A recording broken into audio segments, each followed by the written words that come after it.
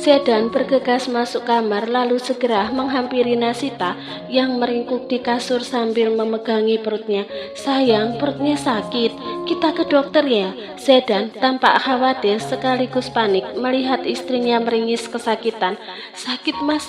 Perutku sakit sekali," lenguh Nasita. "Apa jangan-jangan kamu ingin melahirkan?" Mendengar itu, Nasita menatap lemah pada suaminya. "Dokter kandungan memperkirakan aku melahirkan minggu depan. Tidak mungkin akan melahirkan sekarang. Tapi kamu mengeluh sakit perut, sayang.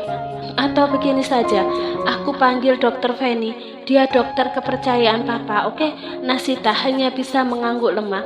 Ia pasrah saja. Yang akan suaminya lakukan sekarang, Sedan segera mengambil ponselnya lalu menelpon dokter wanita itu sambil matanya terus mengawasi Nasita. "Sedan, selamat pagi. Ada yang bisa aku bantu?" ucap dokter Feni dari sambungan telepon. Nada suara dokter itu terdengar santai. "Bisakah dokter Feni datang ke rumahku?"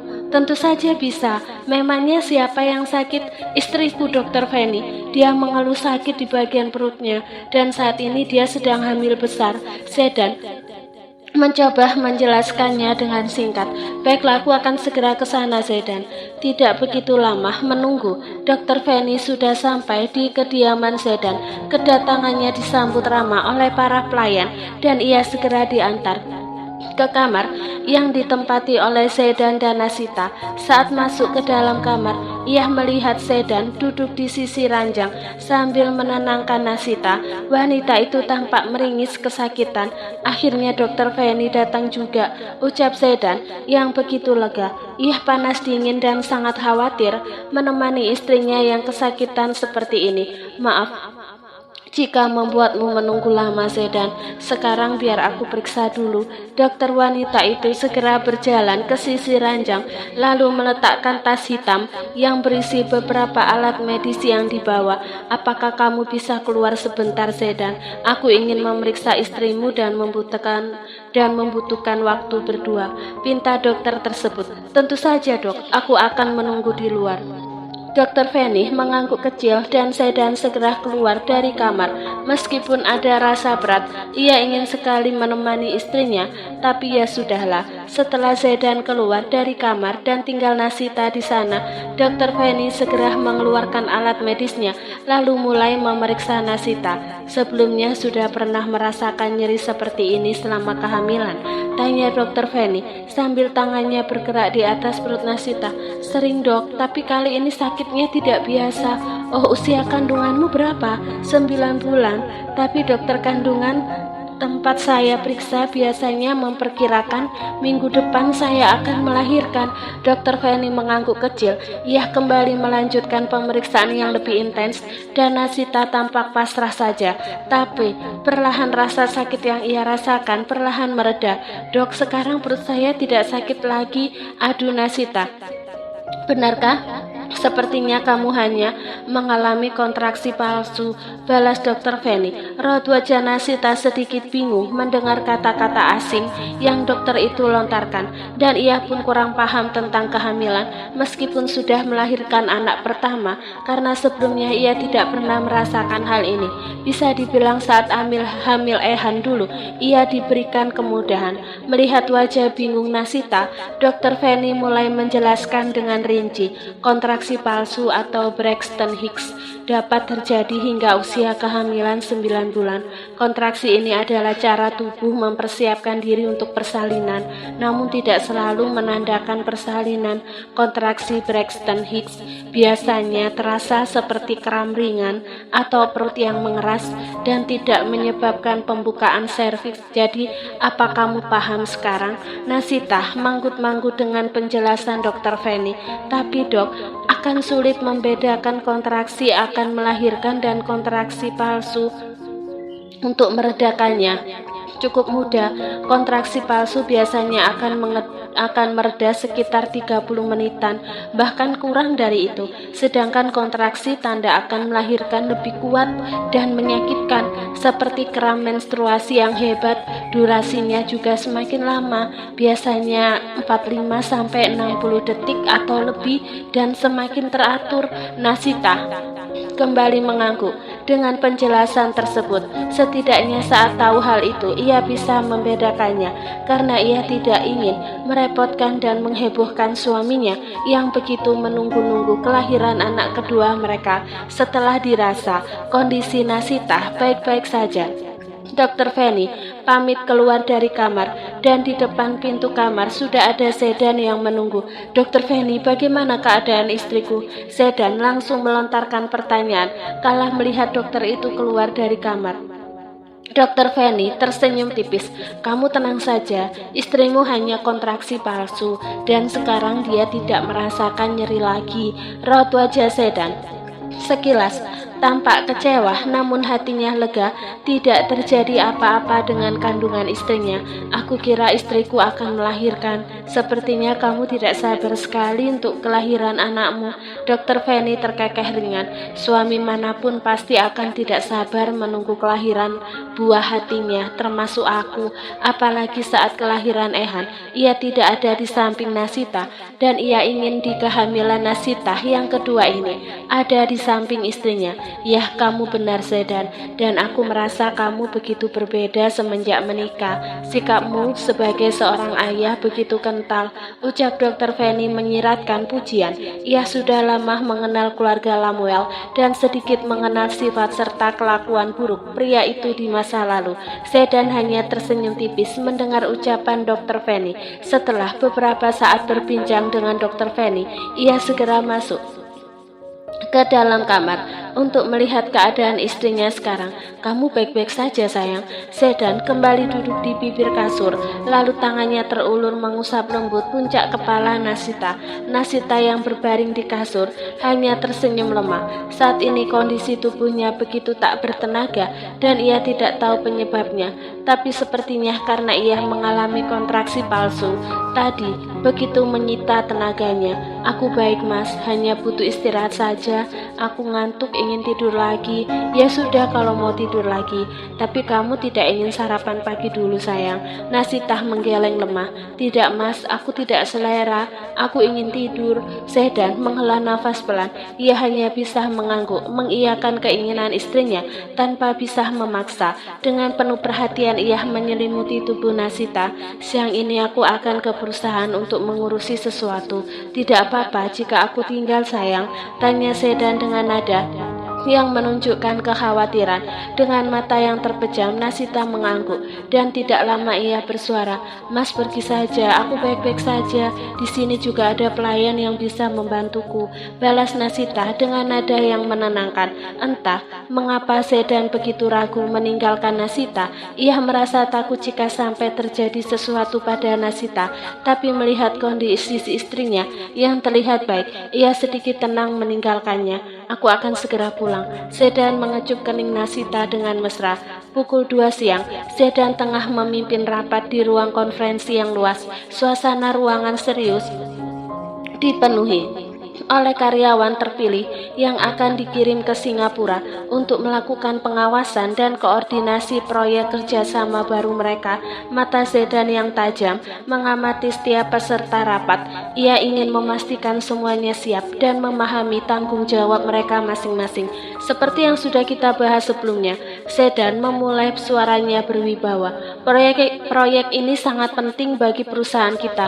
Keberhasilannya akan menentukan langkah kita ke depan di pasar internasional.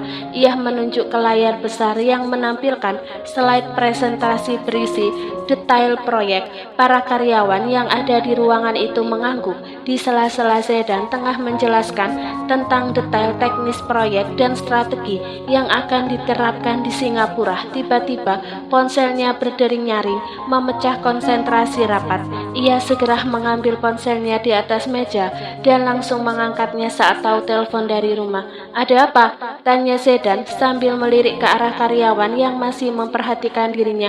Tuan, Nyonya Nasita kembali mengeluh nyeri di perutnya. Kali ini lebih parah dari sebelumnya. Sakitnya tak tertahankan. Saat ini kami membawanya menuju ke rumah sakit. Sedan tampak terkejut mendengar itu. Ia merasakan jantungnya berdebar kencang. Apa Nasita sudah sampai ke rumah sakit? Tanyanya dengan suara yang hampir tak terdengar. Belum tuan, kami masih di perjalanan. Baiklah, aku akan segera ke sana. Sedan langsung mematikan sambungan telepon. Raut kekhawatiran yang mendalam begitu jelas terpancar di wajahnya. Ia terlihat pucat. "Maaf semuanya," ucap Sedan, suaranya mendengar berat. "Ada keadaan darurat. Rapat ini saya undur. Saya harus pergi sekarang." Ia menatap karyawannya satu persatu, meminta maaf atas ketidaknyamanan ini. Dan setelah Sedan meninggalkan ruangan itu dengan langkah buru-buru, diikuti oleh Vino yang mengekor di belakang. Sedan berjalan terburu-buru di lorong rumah sakit dan beberapa kali hampir menabrak orang-orang yang ada di sana. Ia benar-benar kalut dan sangat khawatir saat ini. Langkah Sedan semakin cepat ketika hampir sampai di depan ruang bersalin, dan di sana ia melihat beberapa pelayan dan satu sopir pribadinya berdiri di depan sana. "Mana istriku?" tanya Sedan dengan suara yang panik. Para pelayan tampak terkejut dengan kemunculan majikannya. "Nyonya Nasita ada di dalam, Tuan. Sepertinya akan segera melahirkan karena sudah pembukaan 10. "Melahirkan?" Raut wajah Sedan tampak sangat terkejut. "Bukankah minggu depan lahirannya?" "Saya kurang tahu, Tuan." Tanpa mengatakan apapun lagi dan dengan gerakan tak terduga, Sedan menerobos masuk ke dalam ruang bersalin, membuat para suster dan dokter yang ada di sana tampak terkejut. Satu suster langsung maju dan menghalangi jalan Sedan. "Maaf Pak, Anda dilarang masuk ke dalam ruangan ini. Silakan keluar," ucap suster itu sedikit membentak. "Saya suami dari wanita yang Anda tangani sekarang. Saya ingin menemaninya," balas Sedan. Suster itu terdiam sejenak. Ia melirik ke arah dokter seolah meminta persetujuan. Dokter itu mengangguk kecil, mengizinkan suaminya untuk menemani sang istri di ruangan ini. "Baiklah kalau begitu Pak, silahkan." Suster itu segera membuka jalan untuk Sedan yang langsung menghampiri Nasita yang terbaring di berangkar dengan posisi yang siap melahirkan. "Maaf aku terlambat sayang." Sedan menggenggam erat sebelah tangan Nasita lalu mengecup kening istrinya yang berlumuran keringat.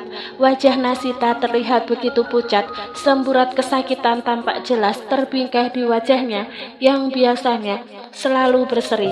Keringat dingin membasahi dahinya, rambutnya yang terurai kusut karena gerakan tak terkendali. Nasita menggenggam erat tangan Sedan. Kukunya menancap ke dalam, seolah ingin menghancurkannya saking tersiksanya akan rasa sakit ini. Tangan Sedan terasa sakit, namun ia tak berani menggerakkan tangannya. Ia tahu ini lebih dari sekedar rasa sakit fisik bagi Nasita. Tarik nafas, lalu hembuskan dengan perlahan dari mulut, Bu. "Rileks ya, Bu." Seorang suster mudah dengan senyum lembut dan penuh empati menginstruksi Nasita. Suaranya tenang, berusaha menenangkan suasana tegang di ruangan itu. Nasita mengikuti apa yang suster itu katakan. Nafasnya tersengal-sengal. Setiap tarikan nafas terasa seperti menusuk-nusuk dadanya. Ia semakin menggenggam erat tangan suaminya. Air mata mengalir deras di pipinya, bercampur dengan keringat. Sedan berusaha menguatkan Nasita, meskipun merasa ngilu dan meringis melihat proses kelahiran anak keduanya yang begitu menyiksa istrinya. Sedan membelai rambut Nasita dengan lembut. Bisikan-bisikan kata-kata penyemangat dan penuh cinta ia ucapkan ke telinga istrinya. "Kamu kuat sayang, sebentar lagi aku di sini," bisiknya. Suaranya bergetar menahan haru dan cemas. Kontraksi datang silih berganti, semakin intens dan menyakitkan. Nasita merintih, namun ia tetap berusaha mengikuti instruksi suster. Sedan mengusap keringat di dahi Nasita, matanya berkaca-kaca. Ia melihat perjuangan istrinya, perjuangan seorang ibu yang luar biasa. Di tengah rasa sakit yang luar biasa itu, Nasita masih mampu tersenyum kecil padanya, memberikan isyarat bahwa ia baik-baik saja. Ketegaran Nasita memberikan Sedan kekuatan untuk tetap tegar di sisinya. Suster itu kembali memeriksa pembukaan setelah beberapa jam berlalu. "Pembukaan sudah lengkap, Bu. Siap-siap mengejan ya." "Semangat sayang, kamu pasti bisa." Nasita mengerahkan seluruh tenaganya mengikuti instruksi suster dan dorongan semangat dari Sedan. Dengan setiap hembusan nafas dan dorongan kuat, ia merasakan ada sesuatu yang bergerak turun, dan akhirnya tangisan bayi yang mungil memecah keheningan ruangan.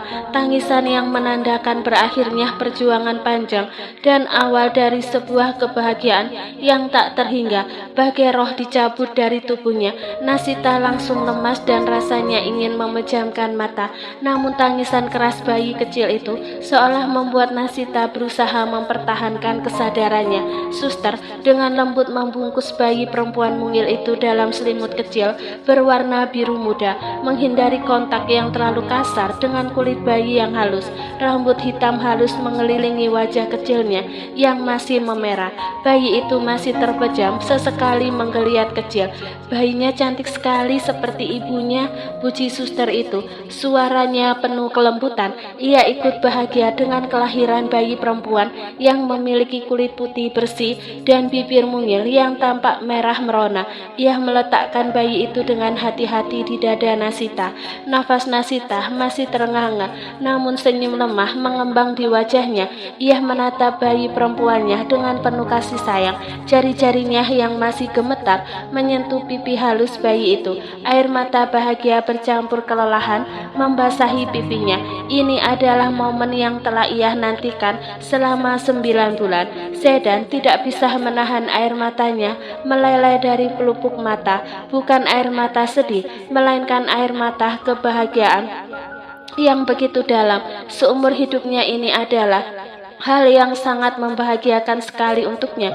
Ia menunduk, mencium kening istrinya dengan lembut, lalu mencium pipi mungil bayi perempuan mereka. "Selamat datang putri kecil ayah dan bunda," bisiknya lirih. Suaranya bergetar karena emosi yang membuncah. Sedan merasakan sebuah ikatan yang begitu kuat terjalin di antara mereka bertiga. Kehadiran bayi perempuan ini melengkapi kebahagiaan keluarga kecil mereka. Rasa lelah dan cemas selama persalinan sirna seketika, tergantikan oleh kebahagiaan yang tak terkira. Tia, Narendra menggerakkan kursi rodanya sambil menatap sekitar dalam villa besar itu yang begitu sepi. Biasanya wanita itu berada di lantai bawah, bahkan Tia tidak menyahut apapun. Datang saat ia memanggilnya. "Dia kemana?" Namun gumam Narendra yang masih mencari-cari sosok pelayan itu. "Apa dia di taman belakang?" Narendra segera menggerakkan kursi rodanya ke taman itu. Namun saat sampai di sana tidak ada sosok Tia di sana. Bahkan taman itu terlihat sepi. Hanya ada hembusan angin segar yang menerpa permukaan wajah Narendra. "Kamu mencari Tia?" Suara Sophie membuat Narendra langsung menoleh ke samping. Ia terkejut mendapati mamanya sudah ada di sini. "Apa mama tahu di mana Tia sekarang?" tanya Narendra dengan nada yang menunjukkan kecemasan. Sophie tersenyum tipis. "Tia sudah pergi," jawab Sophie dengan nada tenang. Pupil mata Narendra seketika membesar penuh keterkejutan. "Pergi? Mama mengusir dia? Kenapa?" Raut wajah Narendra terlihat marah dan tidak terima. "Oh, jadi kamu menuduh Mama, begitu? Tia pergi dari rumah ini pasti karena Mama. Sebelum Mama datang ke sini, semuanya baik-baik saja. Narendra, Mama tidak melakukan apapun, apalagi mengusir pelayan itu. Dia sendiri yang memilih pergi dari sini, dan dia mengatakan tidak akan kembali ke rumah ini." Wajah Narendra seketika menegang mendengar itu. Bahunya pun merosot lemas. Ia seperti kehilangan separuh hidupnya. "Narendra, sebaiknya kamu fokus dengan kesembuhanmu itu. Untuk urusan wanita muda untuk Mama carikan untukmu." Narendra diam, tidak merespon ucapan sang mama. Pikirannya melayang pada Tia.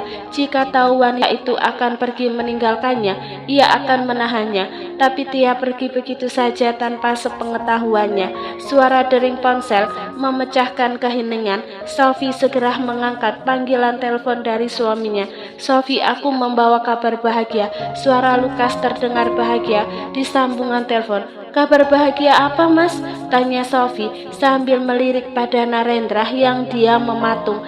"Nasita baru saja melahirkan anak keduanya." Sophie menelan kasar ludahnya. Kalah mendengar kabar bahagia itu. Ia terdiam beberapa saat dengan kerutan halus di keningnya. Oh begitu, nanti aku ke sana mas. Iya cepatlah ke sini. Anak kedua Nasita dan Sedan sangat lucu sekali. Sophie menipiskan bibirnya dengan dadanya yang terasa sesak. Ia mematikan sambungan teleponnya setelah dirasa tidak ada yang dibicarakan lagi. Kini tatapan Sophie berfokus pada putranya. Sekarang kamu ikut mama ke Jakarta. Nasita baru saja melahirkan anak keduanya. Narendra menggeleng, menolak. Aku tidak ingin ke sana. Sekarang yang aku inginkan Tia. Sophie menghela nafas panjang. Sampai kapan mama mengatakan hal ini padamu Narendra? Lupakan Tia. Lagi pula dia telah pergi dan tidak mungkin kembali. Nanti mama akan mencari pelayan yang baru untukmu. Narendra tidak menggubris ucapan mamanya. Ia membuang muka dengan kesedihan yang begitu kentara di wajahnya. Senyuman kebahagiaan terpancar di wajah Lukas memandangi bayi perempuan yang berada di dalam sebuah box. Ini kali pertama baginya melihat bayi kecil seperti ini setelah mengetahui Ehan sebagai cucunya saat usianya ke-5 tahun. Kebahagiaan keluarga ini semakin lengkap dengan kehadiran bayi cantik ini sih. Ucap Lukas ingin sekali rasanya menyentuh bayi mungil itu, tapi mengingat baru saja dilahirkan, bayi itu tidak bisa disentuh sembarangan. Iya Pak, Nasita banyak korban sampai melahirkan bayi cantik ini. Bala Sedan dan Lukas terkekeh. Mata Lukas beralih pada Nasita yang memejamkan matanya rapat. Menantunya tengah mengistirahatkan tubuhnya setelah tenaganya sangat terkuras. Nasita sudah berjuang dan dia pantas mendapatkan hadiah. Jadi berikan sesuatu pada Nasita. Setidaknya itu akan membuatnya bahagia. Iya Pak, aku juga sebenarnya ingin memberikan hadiah untuknya, tapi tunggu kondisinya memulih. Oh ya, Papa baru saja menelpon Mama Sophie untuk datang ke sini. Dia pasti senang melihat bayi kecil ini. Raut wajah Sedan sedikit berubah mendengar itu. Apa Papa yakin ingin meminta Mama ke sini? Bukan aku melarang, tapi aku tidak ingin Nasita jadi terganggu dengan kehadirannya. Lukas terdiam sejenak mendengar ucapan Sedan yang tersirat protes di sana. Papa jamin Mama Sophie tidak akan membuat masalah. Papa mengabarkan ini untuk berbagi kebahagiaan Sedan menghela nafas berat. Ia memilih berjalan mendekat ke berangkar, tidak ingin memperpanjang pembicaraan dengan sang papa yang mungkin akan berujung berdebat.